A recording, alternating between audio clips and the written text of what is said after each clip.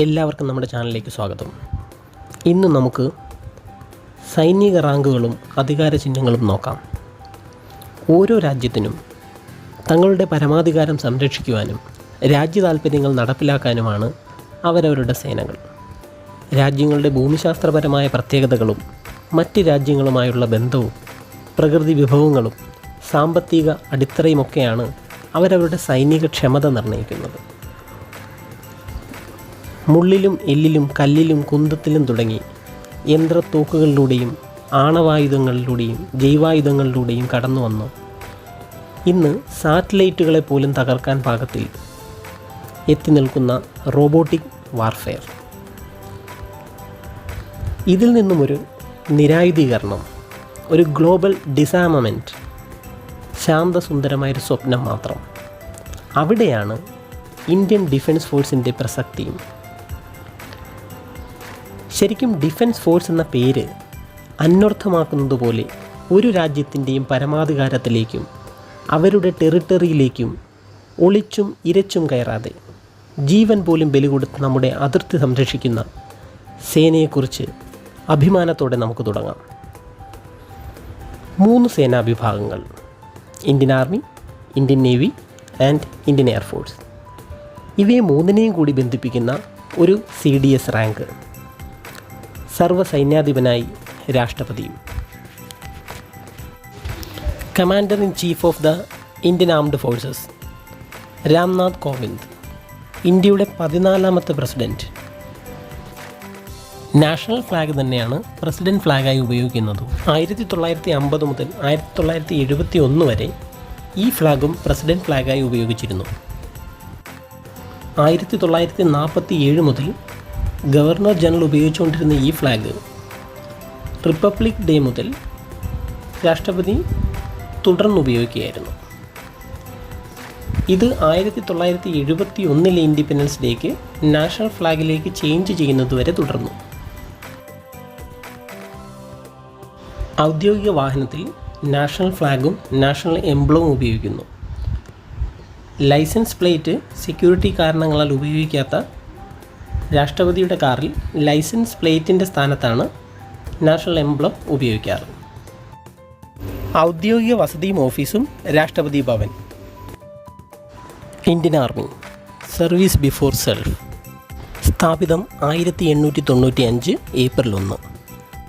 East India കമ്പനിയുടെ ആർമികൾ ചേർന്നുണ്ടായ ബ്രിട്ടീഷ് ഇന്ത്യൻ ആർമി സ്വതന്ത്ര ഇന്ത്യയുടെ നാഷണൽ ആർമിയായി മാറി. 1949 ജനുവരി 15 ജനറൽ KM കരിയപ്പ അവസാന ബ്രിട്ടീഷുകാരനായ Indian army chief general sir Francis Robert Roy ബുച്ചറിൽ നിന്നും ഇന്ത്യൻ ആർമി ടേക്ക് ഓവർ ചെയ്ത ചരിത്ര നിമിഷത്തിൻ്റെ ഓർമ്മയ്ക്കായി ജനുവരി 15 ഇന്ത്യൻ ആർമി ഡേ ആയി ആഘോഷിച്ചു പോരുന്നു. Indian navy. May the lord of water be auspicious unto us. 1612കളിൽ തന്നെ നേവിയുടെ കൊടി ഇന്ത്യൻ സമുദ്രാതിർത്തികളിൽ പാറിത്തുടങ്ങി. ഈസ്റ്റ് ഇന്ത്യ കമ്പനി 1612 സെപ്റ്റംബർ 5 രൂപീകരിച്ച മറൈൻ 1950 ജനുവരി 26 ഇന്ത്യൻ നേവി എന്ന നാമത്തിലെത്തുന്നതുവരെ ഒരുപാട് നോമൻക്ലേച്ചർ ചേഞ്ചുകളിലൂടെ കടന്നു പോകുന്നുണ്ട്. 1971 നടന്ന ഇൻഡോ പാക് വാറിൽ നേവി നടത്തിയ ഓപ്പറേഷൻ ട്രിഡൻറ്റ്, അതിൽ രചിച്ച ചരിത്ര വിജയം, നേവിയുടെ ഭാഗത്ത് ഒരു മാൻലോസ് പോലും ഉണ്ടാവാതെ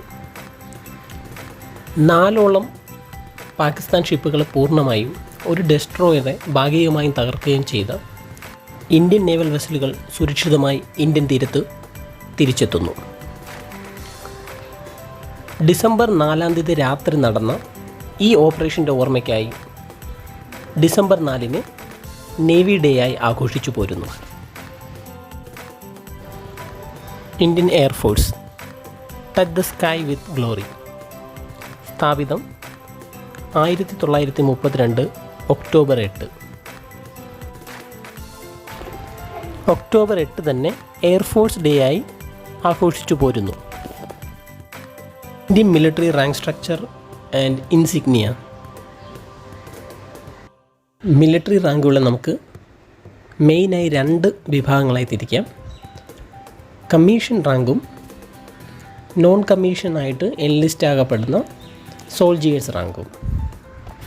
ഈ രണ്ട് കൂട്ടരും ചേരുന്നതാണ് മിലിറ്ററിയിലെ ഓൾ റാങ്ക്സ്. സ്പെഷ്യൽ എൻട്രി ഒന്നുമല്ലാതെ എൻലിസ്റ്റ് ചെയ്യപ്പെടുന്ന ഒരു ജവാൻ്റെ ആദ്യത്തെ റാങ്കാണ് ശിപ്പായി. ആർമിയിലെ ശിപ്പായി റാങ്കിന് ഈക്വലായി നേവിയിൽ C2 എന്നും എയർഫോഴ്സിൽ എയർക്രാഫ്റ്റ്സ് മാൻ എന്നും പറയുന്നു. ഒരു ഇൻസിഗ്നിയകളും ഇല്ലാത്ത റാങ്കാണ് ശിപ്പായി. 3 ഫോഴ്സുകളിലും പല രീതിയിലുള്ള എൻലിസ്റ്റിംഗ് സ്റ്റാൻഡേർഡുകളാണുള്ളത്. അടുത്ത റാങ്ക് ലാൻസ് നായക്. നേവിയിൽ ഇതിന് C1 എന്നും എയർഫോഴ്സിൽ ലീഡിംഗ് എയർക്രാഫ്റ്റ്സ് മാൻ എന്നും പറയുന്നു. ആർമിയിൽ ഇൻസിഗ്നിയായി സിംഗിൾ ഷെവറോണും എയർഫോഴ്സിൽ പ്രൊപ്പല്ലറും ഉപയോഗിക്കുന്നു. അങ്ങനെ ആർമിയിലും എയർഫോഴ്സിലും ഇൻസിഗ്നിയ സ്റ്റാർട്ട് ചെയ്യുന്നുണ്ടെങ്കിലും നേവിയിൽ ഈ റാങ്കിൽ ഇൻസിഗ്നിയ ഒന്നും തന്നെയില്ല. അടുത്തതായി നായക് റാങ്ക്. ആർമിയിൽ നായക്കിന് തുല്യമായി നേവിയിൽ ലീഡിംഗ് സീമാൻ എന്നും എയർഫോഴ്സിൽ കോർപ്പറൽ എന്നും പറയുന്നു. ആർമിയിലും എയർഫോഴ്സിലും ഡബിൾ റാങ്കോട് കൂടിയ ഷെവറോൺ യൂസ് ചെയ്യുമ്പോൾ നേവിയിൽ സിംഗിൾ ആങ്കറാണ് യൂസ് ചെയ്യുന്നത്. നേവിയിലെ ഷെവറോണുകൾ റാങ്കിനെ അല്ല സൂചിപ്പിക്കുന്നത്, അത് സർവീസ് അടിസ്ഥാനത്തിൽ കൊടുക്കുന്ന ബാഡ്ജുകളാണ്. ഹവിൽദാർ റാങ്ക്. ആർമിയിലെ ഹവിൽദാറിന് ഈക്വലായി നേവിയിൽ പെറ്റി ഓഫീസർ എന്നും എയർഫോഴ്സിൽ സർജൻ്റ് എന്നും പറയുന്നു. ആർമിയിൽ OR കാറ്റഗറിയിലാണ് ഹവൽദാറേയും പെടുത്തിയിരിക്കുന്നത്. എന്നാൽ നേവിയിൽ സീനിയർ സെയിലറും എയർഫോഴ്സിൽ സീനിയർ എയർമാനുമാണ് ഹവൽദാർ റാങ്ക്. റാങ്ക് ഇൻസിഗ്നിയായി ആർമിയിലും എയർഫോഴ്സിലും ട്രിപ്പിൾ ലെയറോട് കൂടിയ ഷെവറോണുകൾ ഉപയോഗിക്കുമ്പോൾ നേവിയിലാകട്ടെ 2 ആങ്കറും 1 അശോക സ്തംഭവുമാണ് ഉപയോഗിക്കാറ്. അടുത്തതായി ഇന്ത്യൻ മിലിറ്ററിയിലെ JCO റാങ്കുകളാണ്. ആർമിയിൽ നായക് സുബൈദാർ എന്നും അതിനു സമാനമായി നേവിയിൽ ചീഫ് പെറ്റി ഓഫീസർ, എയർഫോഴ്സിൽ ജൂനിയർ വാറൻറ്റ് ഓഫീസർ.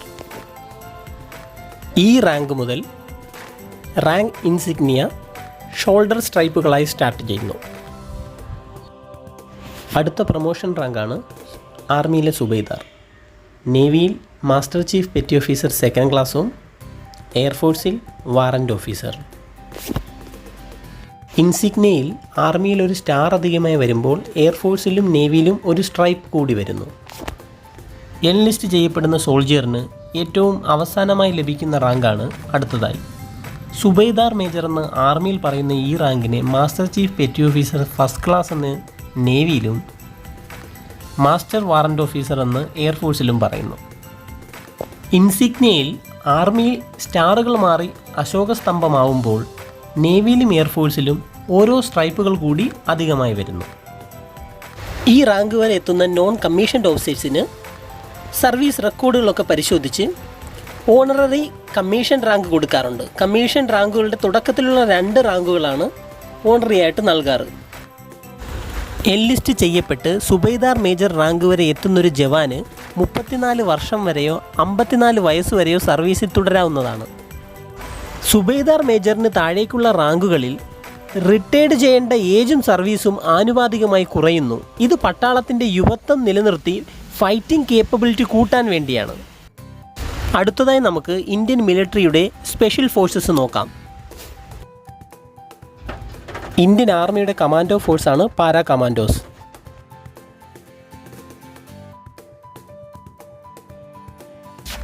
ഇന്ത്യൻ നേവിയുടെ സ്പെഷ്യൽ ഫോഴ്സാണ് മറൈൻ കമാൻഡോസ്. മാർക്കോസ് എന്ന ചുരുക്കപ്പേരിൽ അറിയപ്പെടും. ഇന്ത്യൻ എയർഫോഴ്സിൻ്റെ സ്പെഷ്യൽ കമാൻഡോസാണ് ഗരുഡ് കമാൻഡോസ്. ഇവ 3ഉമാണ് നമ്മുടെ മിലിറ്ററി കമാൻഡോ ഫോഴ്സുകൾ. സ്പെഷ്യൽ ഫോഴ്സുകൾ ഉപയോഗിക്കുന്നത് മജന്ത നിറത്തിലുള്ള ബിറേ ക്യാപ്പുകളാണ്. മെയിനായിട്ട് ആംഡ് ഫോഴ്സസിൽ ഉപയോഗിക്കുന്നത് പി ക്യാപ്പുകളും ബെറേ ക്യാപ്പുകളുമാണ്. എയർഫോഴ്സിൽ ഒരു സൈഡ് ക്യാപ്പ് ഉപയോഗിക്കാറുണ്ട്. കമാൻഡോ കോഴ്സ് പൂർത്തീകരിച്ചാണ് ഓരോ പട്ടാളക്കാരനും സ്പെഷ്യൽ ഫോഴ്സിൽ ജോയിൻ ആവുന്നത്. സ്പെഷ്യൽ ഫോഴ്സിലും അവരുടെ റാങ്കുകൾ റെഗുലർ മിലിറ്ററിയിലെ റാങ്കുകൾ തന്നെ ആയിരിക്കും. എന്നാൽ യൂണിഫോമിൽ ഇൻസിഗ്നിയായി അതാത് കമാൻഡോ ഫോഴ്സിൻ്റെ ചിഹ്നം കൂടി വരുന്നു. അങ്ങനെ തൻ്റെ യൗവനത്തിൽ ബൂട്ട് കെട്ടി രാജ്യത്തിൻ്റെ നട്ടെല്ലായി മാറിയ സോൾജിയേഴ്സിൻ്റെ റാങ്ക് ഇൻസിഗ്നിയ ഇവിടെ അവസാനിക്കുകയാണ്. ഇത് ശരിക്കും ഒരു വീഡിയോയിൽ ചെയ്യാനിരുന്നതാണ്. പക്ഷേ ഇതിൻ്റെ നീളം അല്പം കൂടിപ്പോയതിനാൽ നമുക്ക് അടുത്ത വീഡിയോയിൽ ഡീറ്റെയിൽഡായിട്ട് ഓഫീസേഴ്സിൻ്റെ റാങ്ക് സ്ട്രക്ചറും ഇൻസിഗ്നിയും നോക്കാം. ഇനിയൊരു പട്ടാളക്കാരൻ്റെ യൂണിഫോമിൽ കാണുമ്പോൾ തിരിച്ചറിയാൻ കഴിയണം അവൻ്റെ റാങ്ക്. ഒന്ന് മാത്രം പറഞ്ഞുകൊണ്ട് നിർത്തുന്നു. നമ്മൾ മലയാളികൾക്ക് പട്ടാളക്കാരോടുള്ള പുരുഷു സങ്കല്പം മാറ്റി ഒരിത്തിരി ബഹുമാനമൊക്കെ ആവാം. നമുക്ക് പിരിയാം. ജയ് ഹിന്ദ്, ജയ് ജവാൻ.